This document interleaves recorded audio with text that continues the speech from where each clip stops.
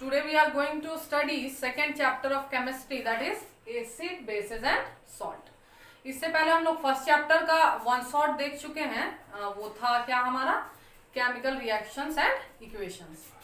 तो हमने जैसा पहले ही भी वीडियो में कहा था कि पेन और पेपर आप हमारे साथ लेकर बैठिए। मेरी कोशिश रहेगी इस लेक्चर में कि मैं चीजों को आपको समझा पाऊँ। उसके बाद उसको जो पेन डाउन करने का काम होगा, फिर से कह रहे हैं कि वो आपका होगा। आप तैयार रहिए और चलिए हमारे साथ जुड़िए। हम लोग सबसे पहले क्या देखते हैं कि एसिड, बेसेस एंड सॉल्ट जितने भी केमिकल कंपाउंड्स हैं उनको केमिकल प्रॉपर्टीज की बेसिस पर एसिड, बेसेस और सॉल्ट में क्लासिफाई किया जाता है। ठीक है, तो सबसे पहले देखते क्या है कि एसिड्स क्या होते हैं। मैंने क्या अभी कहा कि केमिकल प्रॉपर्टीज की बेसिस पर। तो कौन सी ऐसी केमिकल प्रॉपर्टीज है जो इन दोनों में डिफरेंट है, कौन सी ऐसी बातें हैं जो एसिड में, बेस में, सॉल्ट में अलग अलग हैं, जिसके बेसिस पे हम लोग उनको क्लासिफाई करते हैं। तो सबसे पहले तो आइए कि एसिड को अगर हम देखना चाहें तो इसकी केमिकल प्रॉपर्टीज क्या है कि जनरल लाइफ में अगर हम देखें तो जो भी चीजें, all those substances those are sour in taste and turns blue litmus to red. जितने भी सब्सटेंस हैं जो क्या करते हैं, सावर इन टेस्ट हैं और ब्लू लिटमस को रेड में कन्वर्ट करते हैं, वो क्या होते हैं, एसिड्स होते हैं। तो सावर इन टेस्ट समझ आ रहा है, स्वाद में क्या होना चाहिए, खट्टापन होना चाहिए। जैसे नींबू के स्वाद में थोड़ा खट्टापन होता है, जैसे इमली के स्वाद में थोड़ा खट्टापन होता है। दूध में खट्टापन नहीं होता है, लेकिन वही दही को खाइए तो उसमें थोड़ा खट्टापन होता है। तो हम समझ सकते हैं कि उस खट्टेपन को देखकर कि इसमें क्या है, कोई ना कोई एसिड मौजूद है।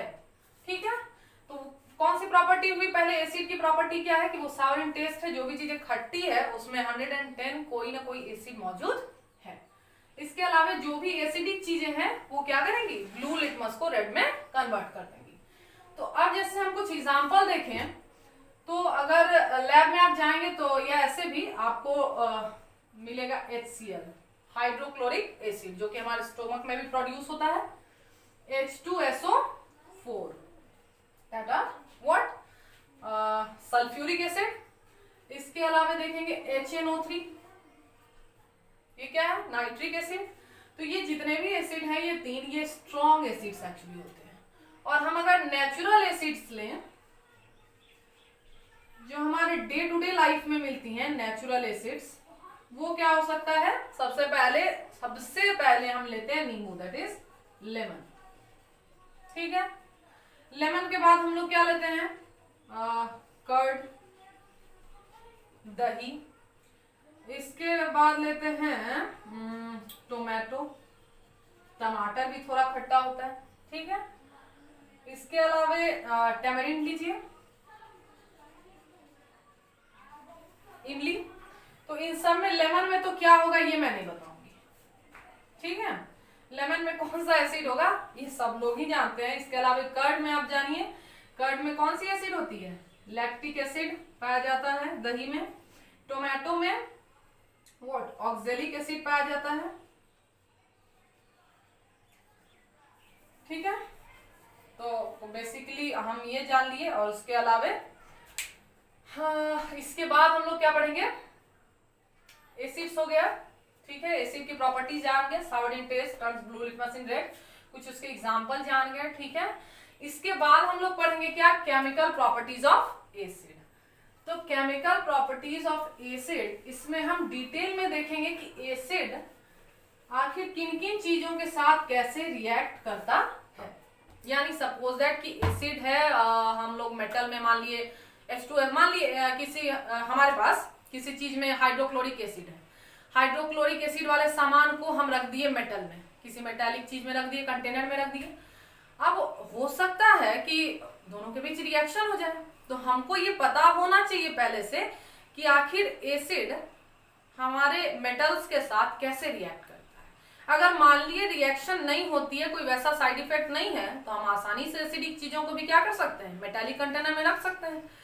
तो हम कुछ ऐसी बातें अब जानेंगे कि जो हमारे एसिड्स होते हैं वो किन किन चीजों के साथ कैसे कैसे रिएक्ट करते हैं।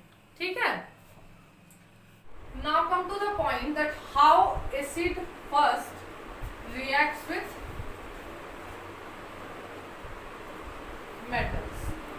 सबसे पहले हम लोग क्या देखेंगे कि एसिड जो होते हैं वो मेटल से कैसे रिएक्ट करते हैं।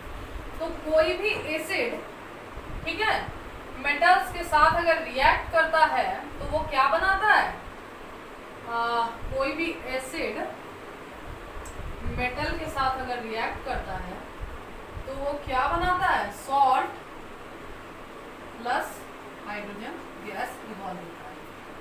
अब मान लीजिए आप कहेंगे कि हमको इसको याद करना पड़े, तो ठीक है आप अभी याद नहीं, लेकिन एक्चुअली ये याद करने की भी चीज नहीं है। आप अगर इसको एज अ केमिकल फॉर्मूला समझना चाहें तो कोई भी एसिड है वो हमेशा H प्लस आयन को रिलीज करता है। तो सही बात ये है कि जब हम आगे पढ़ेंगे कि acid basis in water solution, तब हम ये जानेंगे कि एसिड H प्लस आयन को रिलीज करते हैं। इसीलिए अभी तत्काल आपको ये लग रहा है कि ठीक है हम देख ले रहे हैं कि केवल रटने जैसा, लेकिन ऐसा कुछ भी नहीं है। जब हम आगे चीजों को समझेंगे तो हमको समझ में आएगा कि आखिर प्रोडक्ट सॉल्ट ही क्यों बन रहा है और H2 ही क्यों रिलीज हो रहा है, H2 गैस ही क्यों इवॉल्व हो रहा है। जैसे सपोज हमारे पास कोई भी एसिड है, लेट्स एग्जांपल कोई भी एसिड ले लीजिए H2SO4, सल्फ्यूरिक एसिड है हमारे पास। मेटल कोई भी एक्टिव मेटल ले लीजिए, जैसे जिंक ले लीजिए। तो जिंक और H2SO4 जब रिएक्ट करेगा तो आप समझिए, आपको ये बताया गया है कि किस तरीके से आयंस ब्रेक होते हैं। अगर H2SO4 हमारे पास है तो इसमें क्या है, H प्लस आयन है और SO4 सल्फेट इसमें आयन है, SO4 2-, ठीक है। तो अगर इस तरीके से इसका ब्रेकडाउन होता है और जिंक अपने आयनिक फॉर्म में कैसे जाएगा, Zn2+ कैटायन बनेगा। तो जब कभी भी हमारा प्रोडक्ट बनेगा that is Zn2+ and SO4 2-, हमारा क्या देगा, सॉल्ट देगा, ZnSO4। क्लियर है। और उसके बाद हमारे पास क्या बच जाएगा, हाइड्रोजन। तो हाइड्रोजन हमेशा अपने H2 फॉर्म में क्या हो जाएगा, इवॉल्व हो जाएगा। क्लियर है। इट मीन्स कि जब कभी भी हमारा एसिड किसी भी मेटल के साथ रिएक्ट करता है तो प्रोडक्ट क्या फॉर्म होता है, सॉल्ट और हाइड्रोजन गैस इवॉल्व हो जाता है। क्लियर है। आप इसको अगर राइट करना चाहें तो आप खुद लिख सकते हैं, मैंने केवल समझा दिया। इसके अलावा हम सपोज आप कहते हैं कि H2SO4 में हम समझाई हैं, तो हम दूसरा भी एसिड ले लेते हैं, मान लीजिए HCl ले लीजिए, ठीक है। फिर से कोई एक्टिव मेटल ले लीजिए, जिंक लीजिए, हाँ चलिए जिंक ही ले लेते हैं, Zn ही ले लीजिए, ठीक है। अब आप जानते हैं कि ये H+ अगर रिलीज करेगा एसिड तो हमारे पास यहाँ पे कौन सा आयन बचना है, Cl-, और जिंक का कैटायन पे क्या होता है चार्ज, Zn2+। इसका मतलब जो हमारा प्रोडक्ट बनेगा वो क्या बनेगा, ZnCl2। क्लियर है। And hydrogen gas will be evolved. Now I think you had a clear idea कि how acid reacts with metal to give salt and hydrogen gases evolved। तो इसके बाद हम लोग अब देख लिए सबसे पहले कि ये एसिड्स जो होते हैं मेटल्स के साथ कैसे रिएक्ट करते हैं, सॉल्ट और हाइड्रोजन गैस को इवॉल्व करते हैं।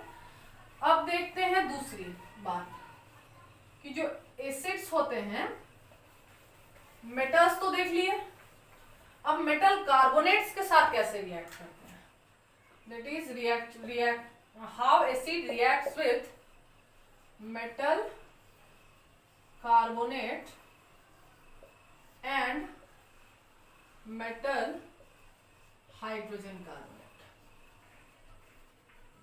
ठीक है। आप सिंपल शब्दों में फिर से देखिए कि जब कभी भी एसिड मेटल कार्बोनेट या हाइड्रोजन कार्बोनेट के साथ रिएक्ट करता है तो वो क्या फॉर्म करता है, salt. In any case salt will must be form, salt आपको बनेगा ही। बस दूसरा जो प्रोडक्ट होता है वो हमारा वो दूसरा हो जाता है। जैसे कि इसके साथ अगर रिएक्शन होगा तो हमारा प्रोडक्ट फॉर्म होगा salt, carbon dioxide and water. ठीक है। तो salt, carbon dioxide and water, तो हम सबसे पहले पेन डाउन करते हैं कि acid reacts with metal carbonate, salt में लिख दे रही हूं, या फिर metal hydrogen carbonate MHC, that will give salt, तो आपको बनना ही है, ठीक है, plus water H2O plus carbon dioxide gas will be evolve. इसमें कार्बन डाइऑक्साइड गैस आपका क्या होगा, इवॉल्व होगा। ठीक है। आगे चलिए देखते हैं इसका भी एग्जांपल कि सपोज देखते हैं आपकी acid metal carbonate metal hydrogen carbonate के साथ कैसे रिएक्ट करेंगे। सपोज हम एसिड क्या ले लिए यहाँ पे, कौन सा ले लिए, H2SO4, ठीक है। हमारा क्या हो गया, क्या लेना है, मेटल कार्बोनेट और मेटल हाइड्रोजन कार्बोनेट। सबसे पहले मान लीजिए मेटल कार्बोनेट ही लेते हैं, कैल्शियम कार्बोनेट ले लिए, ठीक है। प्रोडक्ट क्या बनेगा, एक तो सॉल्ट बनना है, तो सबसे पहले हम रिलीज करवा देते हैं कि वाटर बन गया और कार्बन डाइऑक्साइड गैस भी इवॉल्व हो गया। अब अगर हमारा हाइड्रोजन निकल चुका है, CO3 जो है कार्बोनेट के फॉर्म में, वहां से कार्बन भी हमारा CO2 के फॉर्म में निकलेगा ही, H2O CO2 तो मस्ट है। अब अगर हमको सॉल्ट बनना है तो वो सॉल्ट किसका होगा, कैल्शियम और सल्फेट का। इट मीन्स हमारा सॉल्ट क्या हो जाएगा, CaSO4।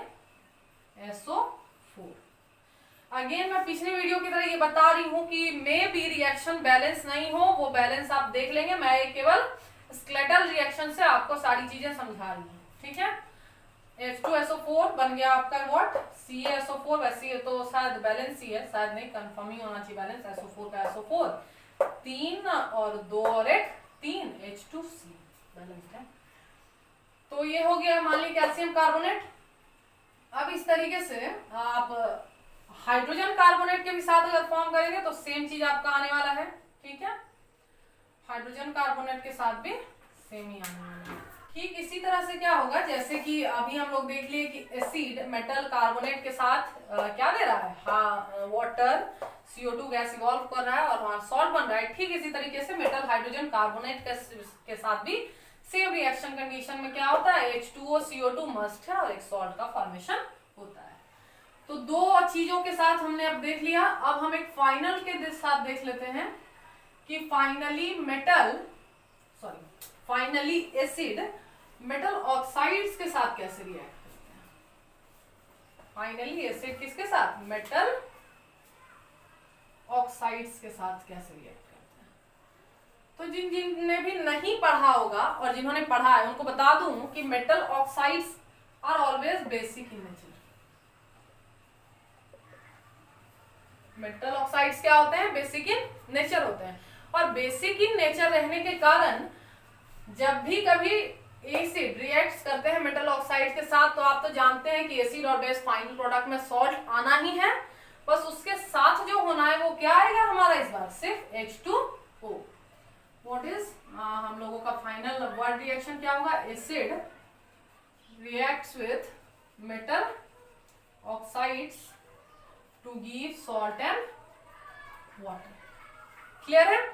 एग्जाम्पल देख लीजिए कि सपोज हमारे पास एसिड है, एसिड हम HCl ले लिए, मेटल ऑक्साइड हम CuO ले लिए, कॉपर का ऑक्साइड ले लिए। प्रोडक्ट हमारा क्या बन जाएगा, H2O। ये तो बनना ही है। अब सॉल्ट हमको देखना है कि सॉल्ट हमारा कॉपर से बनेगा और क्लोरीन से बनेगा। तो कॉपर का कैटायन क्या होता है, Cu2+ और Cl का क्या होता है, Cl-। तो एक कॉपर के लिए हमको 2 Cl चाहिए चार्ज बैलेंस करने के लिए, तो हमारा कंपाउंड क्या बनेगा, CuCl2। क्लियर है। आगे आप अगर बैलेंस करना चाहें तो आप इसको बैलेंस कर लीजिए, वो भी सही है। एक O क्लोरीन यहाँ क्लोरीन है, ठीक है। तो हम तीनों बातें देख चुके हैं कि किस तरीके से एसिड सबसे पहले किसके साथ, मेटल्स के साथ कैसे रिएक्ट किए, फिर एसिड मेटल कार्बोनेट्स और मेटल हाइड्रोजन कार्बोनेट्स के साथ कैसे रिएक्ट किए, फिर हमने देखा फाइनली कि एसिड्स मेटल ऑक्साइड के साथ कैसे रिएक्ट किए। ठीक है, तो हमारा ये पॉइंट कवर अप हो गया acid, chemical properties of acid. अब हम लोग किसको देखेंगे, बेस को देखेंगे। तो अब हम लोग क्या देखेंगे, एसिड्स की प्रॉपर्टीज देख लिए, अब हम लोग क्या देखेंगे, बेस। बेस क्या होता है और बेस के केमिकल प्रॉपर्टीज क्या होती हैं, बेस का रिएक्शन कैसे होता है वो देखेंगे। तो सबसे पहले जानिए कि बेस क्या होता है। सेम अगर हम वैसे प्रॉपर्टीज पे डिक्लेयर करें तो बेस क्या होता है, all those substance which are bitter in taste and turns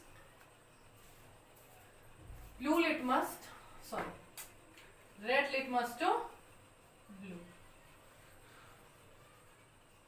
base क्या होते हैं, स्वाद में कड़वे होते हैं और रेड लिटमस पेपर को ब्लू में कन्वर्ट करते हैं। As for example NaOH strong base sodium hydroxide and calcium hydroxide. ठीक है, इसके बाद हम लोग क्या देखते हैं कि अब हम लोग बेस जान गए सिंपल वर्ड्स में। आप देखेंगे कि केमिकल प्रॉपर्टीज ऑफ बेस क्या होते हैं। तो सपोज हम लोग अब बेस क्या ले रहे हैं, सपोज बेस ले रहे हैं NaOH, ठीक है, और हम मेटल ले रहे हैं जिंक। तो हमारा प्रोडक्ट कौन सा बनेगा, देखिए सबसे पहले तो आपको सॉल्ट और वाटर बनना ही है। आप एक वर्ड इक्वेशन लिख लेंगे खुद से कि जब कभी बेस मेटल के साथ रिएक्ट करेगा तो प्रोडक्ट हमेशा सॉल्ट और वाटर होगा। अब आप देखिए कि इसमें कौन सा सॉल्ट बनेगा, सेम रिएक्शन कंटिन्यू कर रहे हैं। तो सबसे पहले तो वाटर बना दीजिए H2O। अब हमारा क्या हो जा रहा है कि 2NaOH, तो हमारा यहाँ पे सॉल्ट बनेगा zinc sodium zincate Na2ZnO2। This is sodium zincate. Clear है, दो और दो बैलेंस। तो यहाँ पे 2 और 1 3 ऑक्सीजन, 3 2 ना, अच्छा सॉरी यहाँ पे क्या है कि H2O नहीं, हाइड्रोजन गैस इवॉल्व होता है। सॉरी, हाइड्रोजन गैस इवॉल्व होता है, चाहे मेटल के साथ एसिड रिएक्ट करे चाहे बेस रिएक्ट करे, आपको हाइड्रोजन गैस इवॉल्व होगा। ठीक है, अब देखिए अब ये बैलेंस होगा 2 Na2O2 H2। क्लियर है, सोडियम जिंकेट हमारा सॉल्ट बन गया और हाइड्रोजन गैस इवॉल्व हो गया। इट मीन्स कि जब कभी भी बेस मेटल्स के साथ रिएक्ट करेंगे तो क्या होगा, हमारा सॉल्ट और हाइड्रोजन गैस इवॉल्व होगा। इसके बाद हम लोग देखेंगे reaction of base with non metallic oxide. Reaction of acid हमने किसके साथ देखा था, मेटल ऑक्साइड के साथ। अब हम लोग देखेंगे reaction of base with non metallic oxide. ठीक है, तो बेस हम लोग सपोज ले रहे हैं क्या, चलिए कैल्शियम लेते हैं, calcium hydroxide CaOH4। CaOH4 base ले लिए, सॉरी हाँ बेस ले लिए। उसके बाद नॉन मेटालिक ऑक्साइड हम ले लेते हैं CO2। तो प्रोडक्ट जो हमारा फॉर्म होगा वो तो सॉल्ट होना ही है। ठीक है, सॉल्ट अगर हम CaCO3 निकाल दें, CaCO3 निकाल दें तो हमारा क्या बनेगा H2O। तो प्रोडक्ट क्या हो जाएगा CaCO3 कैल्शियम कार्बोनेट और H2O। 3 और 1 4, 2 और 2 4, हाइड्रोजन 2 कैल्शियम कार्बोनेट। ठीक है, ठीक है, इट मीन्स जब कभी भी आप का बेस रिएक्ट करेगा नॉन मेटालिक ऑक्साइड से, तो आप जान जाइए कि पहले भी आप जानते हो कि non metallic oxides are acidic in nature. तो ये जब रिएक्ट करते हैं बेस के साथ तो क्या बनता है, सॉल्ट और वाटर। ठीक है, एज फॉर एग्जांपल मैंने दे दिया कैल्शियम हाइड्रोक्साइड। इसके बाद हम लोग देखते क्या है कि बेस से क्लियर हो गए, बेस क्या होते हैं, केमिकल प्रॉपर्टीज ऑफ बेस।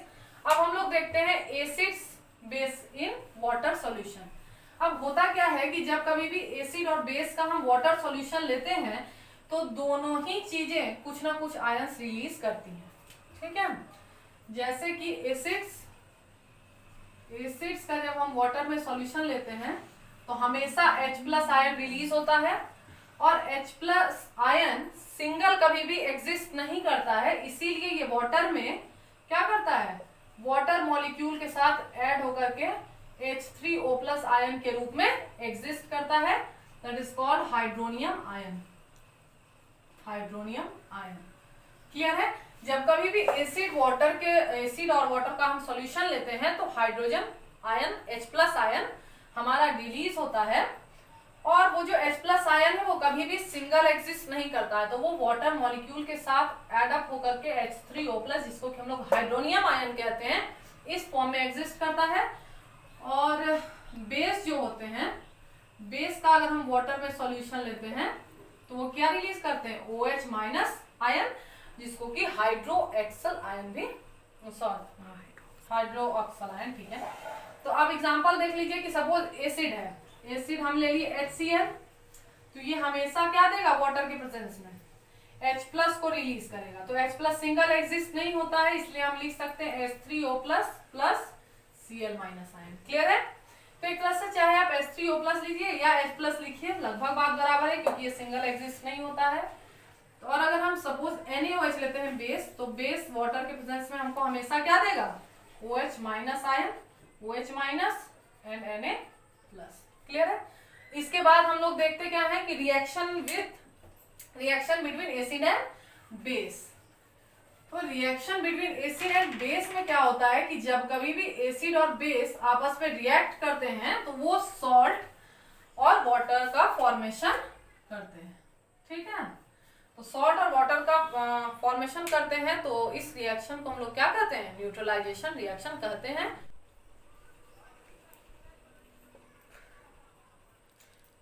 तो जब कभी भी एसिड बेस के साथ रिएक्ट करते हैं तो वो हमेशा क्या बनाते हैं?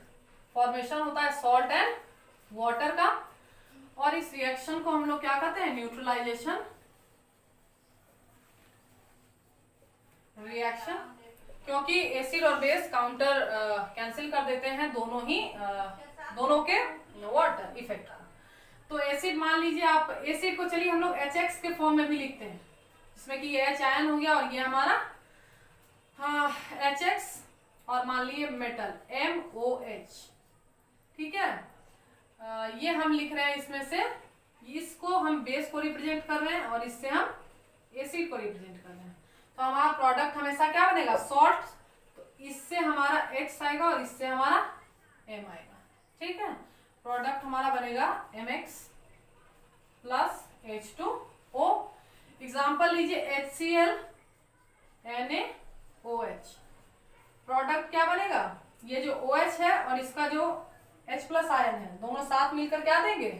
H2O। क्लियर है? OH minus ion, H plus ion, H2O, और इधर से हमारा सॉल्ट क्या बन जाएगा? NaCl। क्लियर है? आगे अगला टॉपिक क्या है? यहाँ तो क्लियर हो गया होगा कि एसिड और बेस जब कभी भी एक साथ रिएक्ट करते हैं तो प्रोडक्ट बनता है सॉल्ट और H2O, और वो दोनों एक दूसरे के इफेक्ट को काउंटर इफेक्ट कर देते हैं, यानी कैंसिल आउट कर देते हैं। अगला क्या है? Effect of dilution.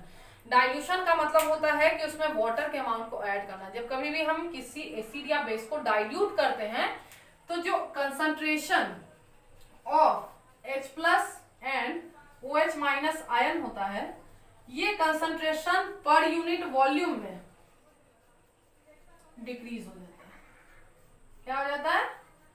इसका कंसंट्रेशन क्या होता है? Concentration of H plus ion OH minus ion per unit volume decrease हो जाता है। क्लियर है? जब कभी भी हम सॉल्यूशन लेते हैं, मतलब पानी में हम मान लिए डाइल्यूट करते हैं, एसिड या बेस को मिक्स करते हैं, वो सॉल्यूशन लेते हैं, तो जो आयन होता है हमारा एसिड और बेस का H प्लस और OH माइनस, उस OH माइनस आयन, उसका जो अमाउंट होता है पर यूनिट वॉल्यूम में, वो क्या हो जाता है? डिक्रीज कर जाता है। और फिर हम उस एसिड या बेस को क्या कहते हैं? डाइल्यूट एसिड और डाइल्यूट बेस। और जिन भी एसिड और बेस में amount of H plus ion OH minus ion काफी ज्यादा रहता है, तो फिर हम लोग उसको क्या कहते हैं? कंसंट्रेटेड एसिड और बेस। तो फिर हम लोग देखते क्या है कि इफेक्ट ऑफ डाइल्यूशन भी हो गया। कि इफेक्ट ऑफ डाइल्यूशन में क्या होता है कि जैसे जैसे हम वाटर अमाउंट बढ़ाते हैं, जैसे वैसे वैसे क्या होता है? अमाउंट ऑफ हाइड्रोजन आयन कम होता है, और डाइल्यूशन होने का मतलब है कि concentration of hydrogen ion actual में कम हो जाता है। This is effect of dilution. तो इसके आगे हम लोग देखते हैं इंडिकेटर्स। तो इंडिकेटर्स क्या होते हैं? इंडिकेटर्स एक्चुअल में वैसे सब्सटेंस होते हैं जिनका कलर या ऑर्डर, यानी स्मेल या कलर क्या होता है? चेंज हो जाता है, चाहे वो एसिड बेस के कांटेक्ट में आए या उसमें उनको मिलाया जाए। तो इंडिकेटर्स का क्या होता है? कलर या फिर ऑर्डर चेंज हो जाता है। ठीक है? तो वैसे सब्सटेंस को हम लोग क्या करते हैं, क्या कहते हैं? इंडिकेटर्स कहते हैं। अब हम आते हैं टाइप्स ऑफ इंडिकेटर्स में। ये सब छोटी मोटी बातें हैं, तो इसको हम ज्यादा डिटेल में ज्यादा टाइम नहीं लेंगे। अब हम टाइप्स ऑफ इंडिकेटर्स अगर आते हैं, तो सबसे पहला आ जाइए नेचुरल इंडिकेटर्स।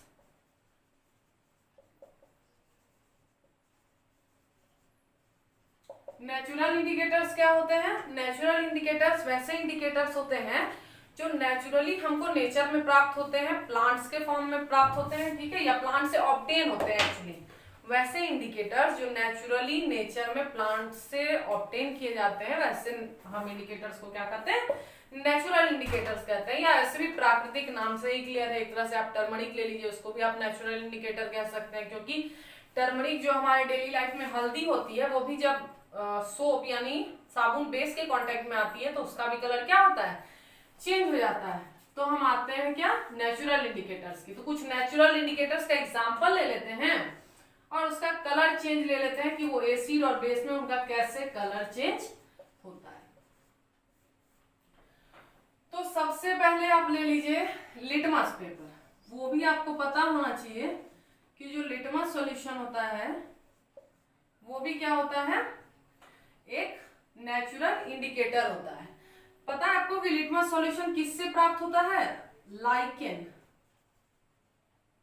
लाइकेन नामक जो प्लांट्स होते हैं उन्हीं से ये पर्पल कलर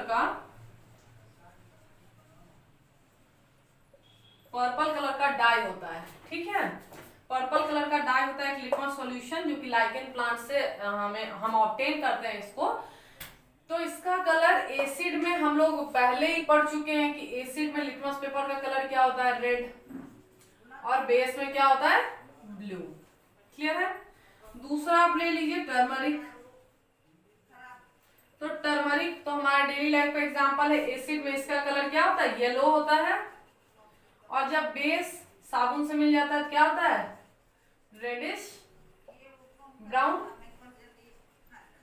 नाउ नेक्स्ट ले लीजिए रेड कैबेज सॉल्यूशन। जो लाल पत्तों वाले कैबेज होता है उसका भी सॉल्यूशन एक तरह से इंडिकेटर का काम करता है, और उसका कलर एसिड में क्या होता है, रेड, और बेस में होता है ग्रीन। क्लियर है। पेन डाउन करना चाहते हैं आप कर सकते हैं। आगे हम आते हैं,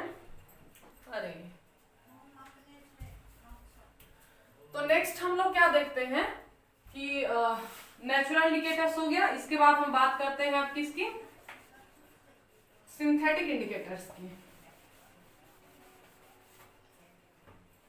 तो हमारा सिंथेटिक इंडिकेटर्स क्या होता है, सिंथेटिक इंडिकेटर्स।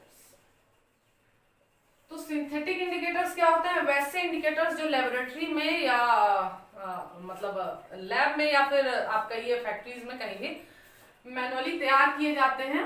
ठीक है, मैनमेड होते हैं, तैयार किए जाते हैं। तो वैसे इंडिकेटर्स को हम लोग क्या कहते हैं, सिंथेटिक इंडिकेटर्स कहते हैं। As for example synthetic indicators, इसका भी कलर आप कंसीडर कर लीजिए एसिड में और बेस में। तो सबसे पहला ले लीजिए फेनोल्फ्थेलिन।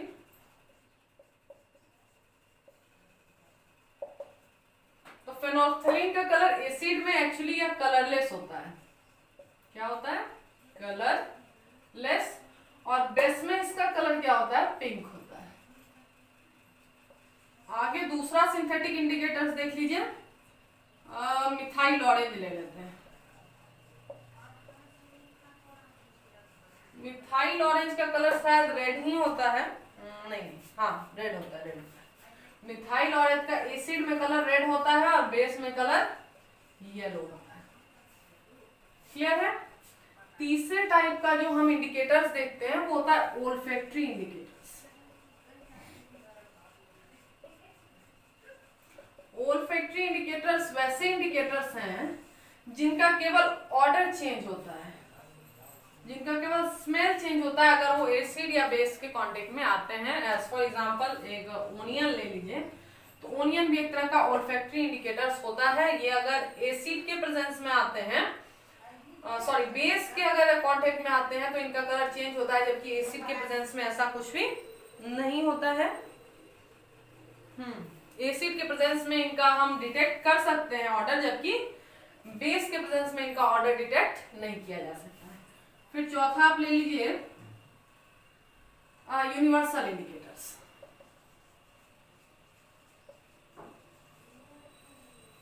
तो यूनिवर्सल इंडिकेटर्स एक्चुअली क्या होते हैं कि ये हर amount of hydrogen ion concentration, अगर हाइड्रोजन आयन कंसंट्रेशन का अलग अलग होता है, यानी अगर मान लीजिए स्ट्रेंथ ऑफ एसिड अलग अलग होती है या स्ट्रेंथ ऑफ बेस अलग अलग होता है, तो उसके हर कंसंट्रेशन पे हर अमाउंट पे क्या होता है, यूनिवर्सल इंडिकेटर का कलर चेंज होता है।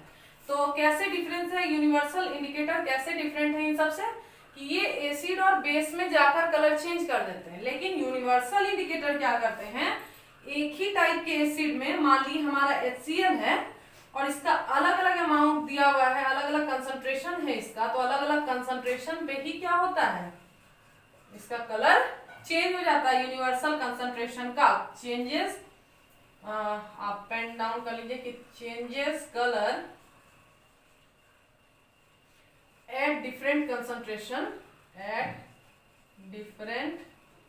Concentration, of H+ ion, H+ या OH- आयन, एसिड और बेस दोनों ही केस में, ठीक है। तो अब हमने क्या देखा कि हम इंडिकेटर्स देख चुके हैं, अब हम पढ़ते हैं strength of N acid and base. तो किसी भी एसिड या बेस का अगर हमको स्ट्रेंथ जानना है तो वो कैसे पता चलेगा कि उसमें कितना अमाउंट ऑफ H+ या OH- आयन है। जितना ही OH- या H+ आयन का कंसंट्रेशन ज्यादा होगा एसिड या बेस, उतना ही ज्यादा स्ट्रेंथ उसमें क्या होगा, ज्यादा होगा एसिड या बेस का। तो strength of acid and base simple शब्दों में क्या है, amount of, how can it be measured, amount of H+ या OH- ion in acid and base respectively, यानी क्रमशः रेस्पेक्टिवली।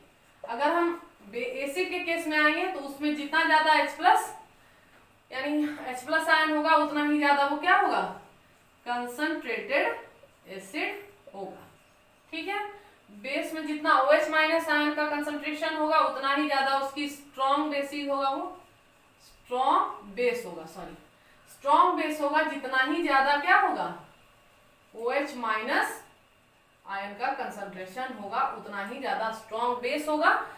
तो स्ट्रेंथ ऑफ एन एसिड के बेसिस पे क्या होता है, स्ट्रॉन्ग एसिड होते हैं और स्ट्रॉन्ग बेस होते हैं। तो जो स्ट्रॉन्ग एसिड है उनमें H+ आयन का कंसंट्रेशन वीक एसिड के बनिस्पत क्या होता है, ज्यादा होता है, जबकि जो स्ट्रॉन्ग बेस है उनमें OH- आयन का कंसंट्रेशन वीक बेस के बनिस्पत क्या होता है, ज्यादा होता है। देन आगे देखते हैं कि अब हम लोग स्ट्रेंथ को ही दिखाने के लिए कि कौन कितना ज्यादा, किसमें कितना ज्यादा H+ का कंसंट्रेशन या OH- का ज्यादा है, इसके लिए हमारे पास एक क्या आया, pH स्केल आया। तो pH स्केल है क्या, pH स्केल एक्चुअल में एक स्केल है जो कि हमको क्या बताता है, कंसंट्रेशन ऑफ H+ आयन, ठीक है। और इस pH स्केल में होता क्या है, ये जो P है उसका मतलब होता है पोटेंस, पोटेंस का मतलब होता है स्ट्रॉन्ग। तो pH स्केल में एक्चुअल में होता क्या है कि जैसे एक स्केल है pH स्केल, इस पे मार्किंग की भी रहती है, कहां से 1 to 14, 1 to 14 तक की मार्किंग होती है। और इस मार्किंग में क्या होता है कि जो 7 होता है, 7 न्यूट्रल पोजीशन को यानी न्यूट्रलिटी को शो करता है, यानी अमाउंट जो हमारा सब्सटेंस है अगर उसका pH मान 7 है, इसका मतलब ना तो वो एसिडिक है और ना ही बेस है। इसके बाद अगर आप आते हैं घटते क्रम में, ठीक है, और इधर बढ़ते क्रम में आप 14 तक जाते हैं, इधर आप आते हैं 1, ठीक है, इधर आप आते हैं 1 तक। तो फिर होता क्या है, हाँ अगर आप 7 से डाउनवर्ड आते हैं, जितना आपका pH का वैल्यू जितना ही ज्यादा कम होता जाएगा H+ आयन कंसंट्रेशन उतना ही ज्यादा होता जाएगा, मोर H+ आयन कंसंट्रेशन। इसका मतलब जितना ज्यादा आयन कंसंट्रेशन उतना ही ज्यादा एसिडिक सॉल्यूशन। समझ आ रहा है आपको, 7 से जितना ही कम pH वैल्यू किसी भी सब्सटेंस का होगा तो वो उतना ही ज्यादा एसिडिक होगा, क्योंकि 7 से कम जो हमारा pH वैल्यू है वो मोर H+ आयन कंसंट्रेशन को डिनोट करता है, शो करता है। एक्चुअली इस स्केल की शुरुआत 0 से होती है, 0 to 14, ठीक है, 0 to 14। और ठीक इसका उल्टा, जैसे ही हम 7 से 14 की ओर बढ़ते हैं तो ये किस बात को डिनोट करता है? लेस यानी decrease in H+ ion concentration. जैसे ही हम 7 से 14 की तरफ बढ़ते हैं तो क्या होता है? Decrease in H+ ion concentration. इस बात को हम ये भी कह सकते हैं कि 7 से अगर हम 14 की तरफ जाते हैं तो सब्सटेंस की बेसिक प्रॉपर्टी क्या होती है? बेसिसिटी बढ़ती है। बेसिक सब्सटेंस क्या होता है? ज्यादा से ज्यादा बेसिक होता जाता है। तो जो हमारा प्योर वाटर होता है उसका एक्चुअल मान 7 होता है। वो ना तो एसिडिक होता है और ना ही बेस होता है। इसके अलावा अगर हम इंपॉर्टेंस की बात करें तो हर एक चीज अलग अलग पीएच वैल्यू पे ही सही से वर्क करती है। इसलिए पीएच स्केल का, पीएच की वैल्यू का क्या है? इंपॉर्टेंस है हमारी लाइफ में। जैसे एसिड रेन, एसिड रेन का क्या है कि अगर 5.8 से पीएच वैल्यू गिरती है, कम होती है, तो फिर हम उसको क्या कहते हैं? उस रेन को एसिड रेन कहते हैं। इसके अलावा जो हमारा ह्यूमन बॉडी है वो प्रॉपरली तभी वर्क कर सकती है जब पीएच वैल्यू क्या हो? जब पीएच वैल्यू 7 से 7.8 हो, तभी जाकर हमारी ह्यूमन बॉडी सही से वर्क करती है। तो पीएच स्केल का यही इंपॉर्टेंस है कि डे टू डे लाइफ में सॉइल के लिए आप लोग लिखेंगे या किसी भी चीज के लिए लिखेंगे तो वो एक पर्टिकुलर पीएच रेंज में ही सही से वर्क करती है। जैसे ह्यूमन बॉडी में मैंने बताया 7 से 7.8। अब डिटेल आपको जाना है तो आप फिर डिटेल से इस टॉपिक को पढ़िए, क्योंकि एक क्लास में बताना है इसलिए मैं आगे बताती हूँ, नहीं तो ज्यादा ही लंबा वीडियो हो जाएगा जो कि शायद आपके लिए बोरिंग हो जाए। आगे है सॉल्ट्स एंड प्रॉपर्टीज। तो अब सॉल्ट्स क्या होते हैं और वो कैसे बनते हैं? तो ये तो हमने एसिड और बेस, ये जो था acid reaction between acid and base, इसमें हमने जाना था कि एसिड और बेस एक दूसरे से रिएक्ट करते हैं तो क्या बनाते हैं? Salt and water. Acid plus base, this is a neutralisation reaction and it will give what? Salt and water. तो सबसे पहला अगर हम सॉल्ट देखें हमारे डे टू डे लाइफ का common salt NaCl, this is what? Common salt. तो common salt क्या होता है, कैसे हम इसको प्रिपेयर करते हैं, कैसे ऑब्टेन होता है? Reaction of just simple strong acid and strong base, strong acid sorry, NaOH और HCl। तो हमें क्या मिलेगा? NaCl plus H2O। ये सो सिंपल है NaCl का। हम दूसरे सॉल्ट की बात करते हैं, सपोज ब्लीचिंग पाउडर। तो ब्लीचिंग पाउडर का केमिकल फॉर्मूला सबसे पहले जानिए क्या होता है? CaOCl2। अब अगर CaOCl2 होता है तो फिर अब आप आ जाइए ब्लीचिंग पाउडर के लिए कि ब्लीचिंग पाउडर को हम लोग ऑब्टेन कैसे करते हैं। तो जो स्लैक्ड होता है, स्लैक्ड लाइन से जब हम लोग क्लोरीन सॉल्यूशन को पास करते हैं तो फिर हमें मिलता है CaOCl2। तो इस स्लैक्ड लाइन का फॉर्मूला क्या हो गया? CaOH whole 2, क्लियर है? and this is Cl2 and we will get CaO, sorry यहाँ फिर हमको H2O भी मिलेगा, ठीक है? हाँ, CaOCl2 प्लस H2O। देख ले जरा, CaCaOOH2Cl2, ठीक है? अब हम ब्लीचिंग पाउडर का कुछ इंपॉर्टेंस देखते हैं। तो ब्लीचिंग पाउडर का हम डे टू डे लाइफ में क्या करते हैं? काफी सारा उसका उपयोग होता है। सबसे पहला और मेन है कि वाटर डिसइंफेक्ट के रूप में यूज किया जाता है। वाटर डिसइंफेक्ट के रूप में यूज किया जाता है किसका? ब्लीचिंग पाउडर का। और बाकी सारा भी आप लोग जानते हैं, ब्लीचिंग पाउडर का काफी देखते हैं नालों वालों के बगल में, ठीक है? इसके अलावा दूसरा सॉल्ट अब हमारा क्या है? कॉस्टिक सोडा, ठीक है?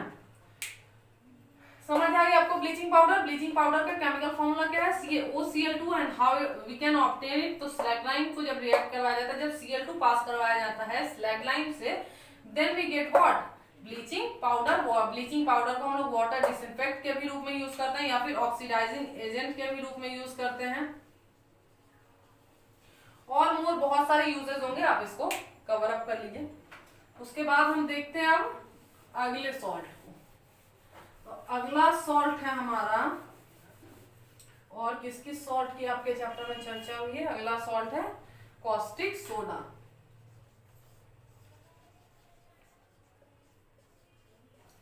तो caustic soda is nothing but NaOH,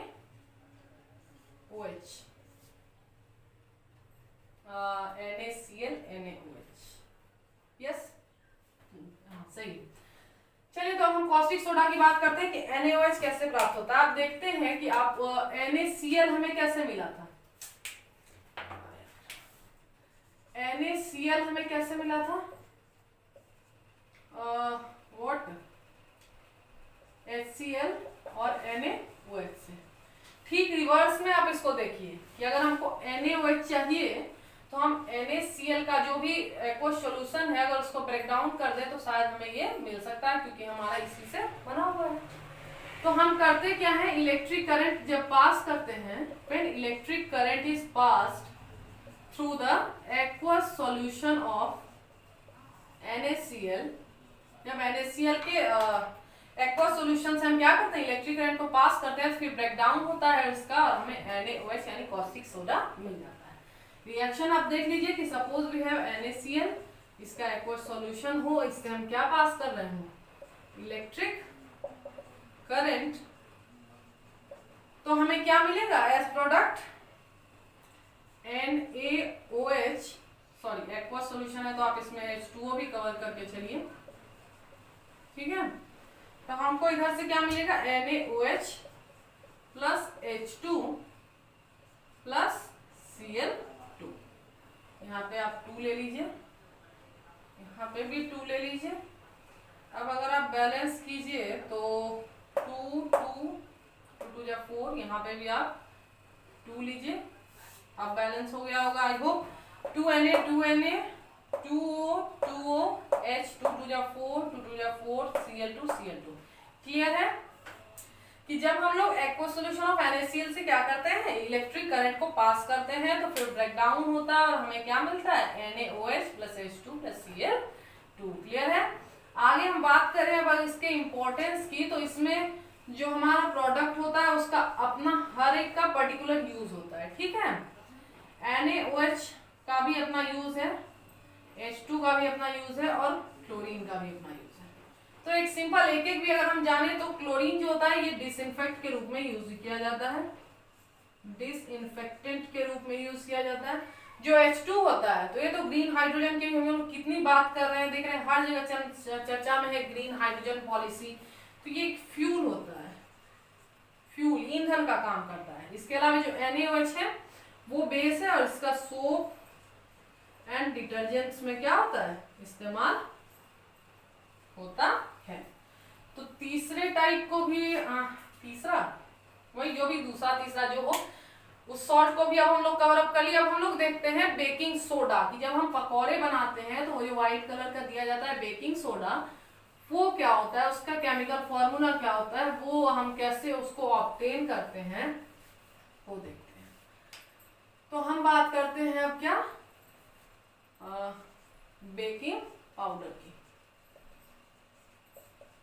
या बेकिंग सोडा लीजिए। तो बेकिंग सोडा का केमिकल फॉर्मूला सबसे पहले देखेंगे तो वो होता है NaHCO3, दैट इज सोडियम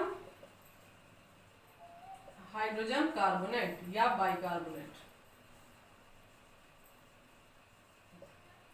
अब बात यह है कि हम इसको प्राप्त कैसे कर सकते हैं। तो इसको भी हम प्राप्त उसी तरह से करते हैं कि NaCl plus H2O plus CO2 plus NH3, इन सबको जब एक साथ रिएक्ट करवाया जाता है तो हमें क्या मिलता है,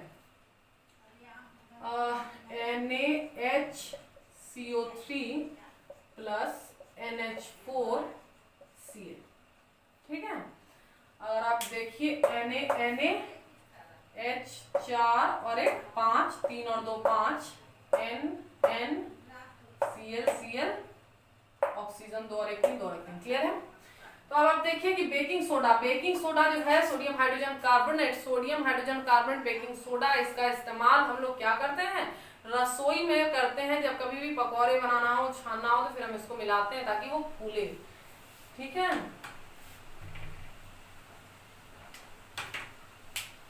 तो हम क्या देखते हैं,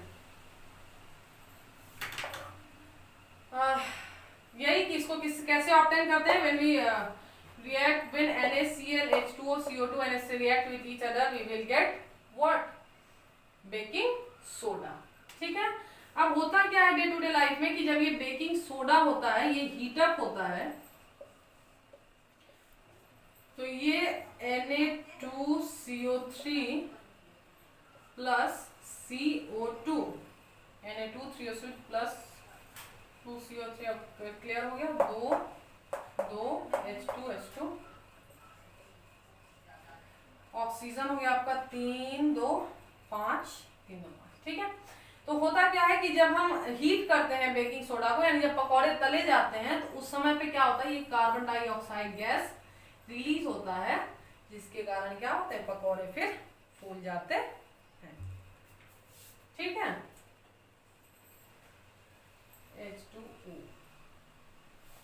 व्हाट इज इट। ठीक है, तो अब हम देखते क्या है कि एक और टाइप हम लोग पढ़ लिए, कौन सा, बेकिंग सोडा। इसके बाद हम बात करते हैं किसकी, वॉशिंग सोडा की। तो वॉशिंग सोडा आप यहीं पे देख लीजिए, अभी मिटाने की भी जरूरत नहीं पड़ेगी। जो वॉशिंग सोडा में क्या होता है कि जब बेकिंग सोडा को हीट किया जाता है, बेकिंग सोडा को हीट किया जाता है, ये जो Na2CO3 है, यही एक्चुअल हमारा बेकिंग सोडा है। इसी में कुछ वाटर ऑफ क्रिस्टलाइजेशन होते हैं, तब हमारा एक्चुअल वॉशिंग सोडा हमको प्राप्त होता है। ठीक है, तो आप इसी बात को ध्यान रखेंगे कि when we heat baking soda we get Na2CO3 from which we will actually get washing soda। आइए अब हम देखते हैं वॉशिंग सोडा को। अब हमारा अंतिम ही है ये सॉल्ट, हाँ ये सॉल्ट अंतिम ही है, वॉशिंग सोडा। तो वॉशिंग सोडा का अगर हम सबसे पहले केमिकल फॉर्मूला देखें, तो वॉशिंग सोडा का केमिकल फॉर्मूला होता है Na2CO3 डॉट 10H2। इसमें 10 वाटर ऑफ क्रिस्टलाइजेशन होते हैं। ठीक है, ये डॉट 10H2। इतना सा तो हम जान रहे थे कि हमें पीछे ही रिएक्शन में लिया था कि when we heat what, baking soda. जब कभी भी हम बेकिंग सोडा को हीट करते हैं तो हमें NaHCO3 is when heated we get Na2CO3 plus H2O plus CO2। तो ये जो Na2CO3 है, सोडियम कार्बोनेट है, सोडियम कार्बोनेट, सोडियम कार्बोनेट है। तो सोडियम कार्बोनेट में जब हम लोग क्या करते हैं, 10 molecules of water add up करते हैं, तब ये जो हमारा Na2CO3 डॉट 10H2O होता है, यही हमारा क्या होता है, एक्चुअल में वॉशिंग सोडा होता है।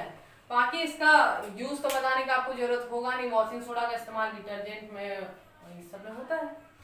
आगे आप लोग समझिए, सॉल्ट एंड प्रॉपर्टीज हम लोग डिस्कस कर लिए, करीब 5 एक कॉमन सॉल्ट को डिस्कस किए, तो वो था NaCl। उसके बाद हमने बात की NaCl था कॉमन सॉल्ट। उसके बाद हमने बात की ब्लीचिंग पाउडर की, जो कि CaOCl2। उसके बाद हमने बात किया बेकिंग पाउडर का NaHCO3। फिर हम लोग बात की किसकी, वॉशिंग सोडा। ठीक है, तो अब हम लोग देखते हैं कि वाटर ऑफ क्रिस्टलाइजेशन क्या होता है। तो ये भी आप यहीं से समझिए कि कुछ ऐसे क्रिस्टल्स होते हैं जो ऊपर से देखने में डिहाइड्रेटेड लगते हैं, यानी कि इनमें कोई भी वाटर मॉलिक्यूल नहीं है, but actually they contain some water molecules. और वो वाटर मॉलिक्यूल्स जो हमको सीम्स, जो समझ दिख तो नहीं रहे, ऐसा प्रतीत तो नहीं हो रहा है कि वो है, लेकिन एक्चुअली क्रिस्टल के अंदर वो प्रेजेंट है।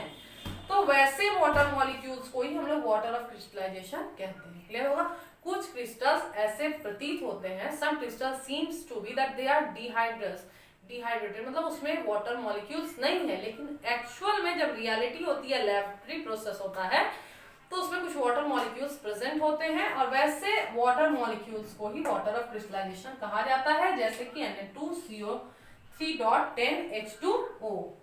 अच्छा, एक और पॉइंट लगता है इस चैप्टर से छूट रहा है, ये भी कवर अप हो गया वाटर ऑफ क्रिस्टलाइजेशन। एक पॉइंट हमारा अभी छूट रहा है, बस उसको लास्ट हो जाए फिर ये चैप्टर आपका लास्ट है। तो वो हमारा है प्लास्टर ऑफ पेरिस। आइए बात करते हैं प्लास्टर ऑफ पेरिस की। प्लास्टर ऑफ पेरिस, सबसे पहले अगर हम बात करें केमिकल फॉर्मूला की, अभी वाटर ऑफ क्रिस्टलाइजेशन से याद आ गया क्योंकि जो प्लास्टर ऑफ पेरिस है उसमें भी, प्लास्टर ऑफ पेरिस में भी क्या होता है, हाफ H2O, वाटर का half molecule crystal water of crystallisation के रूप में क्या होता है, उसमें भी प्रेजेंट रहता है। तो प्लास्टर ऑफ पेरिस ऑब्टेन होता है जिप्सम से। किससे? जिप्सम से। जब हम जिप्सम को हीट करते हैं 373 केल्विन पे, जिप्सम का फॉर्मूला होता है CaSO4.2H2। क्लियर है? When gypsum is heated, when it is heated at 373 kelvin, तो ये क्या होते हैं, अपने कुछ वाटर मॉलिक्यूल, जो वाटर ऑफ क्रिस्टलाइजेशन है, कुछ वाटर ऑफ क्रिस्टलाइजेशन को लॉस कर देते हैं और फिर हम लोगों को प्राप्त होता है प्लास्टर ऑफ पेरिस। तो जिप्सम का फॉर्मूला हो गया आपका CaSO4.2H2O and when it is heated we get what? We get or नहीं, फिर से एक बार सुन लीजिए कि suppose we have plaster of Paris and when suppose we have gypsum and when gypsum is heated at 373 Kelvin, it loses some water molecules, some water of crystallization and then we get plaster of Paris। तो जब हम इसको heat करते हैं तो ये CaSO4.12H2O और ये क्या करता है, करीब 1.5 वाटर ऑफ क्रिस्टलाइजेशन को लॉस कर देता है और फिर जो हमको प्राप्त होता है ये, यही हमारा क्या है, प्लास्टर ऑफ पेरिस। ठीक है, और ये हमारा क्या था, जिप्सम। तो प्लास्टर ऑफ पेरिस का यूज बताने का हमको नहीं लगता आपको जरूरत होगा, क्योंकि जो डॉक्टर्स होते हैं वो भी अगर हड्डी थोड़ा सा उसमें जो इस्तेमाल होता है, व्हाइट कलर का जो सब्सटेंस रहता है, हड्डी जिस टाइम पे टूट जाता है उस टाइम शायद बैंडेज के दौरान, तो उस टाइप का जो व्हाइट कलर का जो उस टाइम आप सब्सटेंस देखते हैं बैंडेज के टाइम पे डॉक्टर जो यूज करते हैं, वो भी प्लास्टर ऑफ पेरिस होता है। इसके अलावा प्लास्टर ऑफ पेरिस की मूर्तियां भी बनाई जाती हैं। इसके अलावा जैसे घर है, घर के आप सीलिंग में आप देखते होंगे कि कॉर्नर पे व्हाइट कलर से क्या होता है, कुछ डिजाइन बनाया जाता है, तो वो भी प्लास्टर ऑफ पेरिस से ही बनाए जाते हैं। तो लगभग हम इस चैप्टर के लास्ट पर हैं, तो चलिए आज का चैप्टर यहीं समाप्त करते हैं। आप डिटेल में इसको फिर से पढ़िए। आई होप कि आपको काफी कुछ मैंने बताया होगा इसमें और आपको ये वीडियो अच्छा लगा होगा। अगर आपको ये वीडियो अच्छा लगा हो तो लाइक कीजिए, सब्सक्राइब कीजिए। चलिए, धन्यवाद।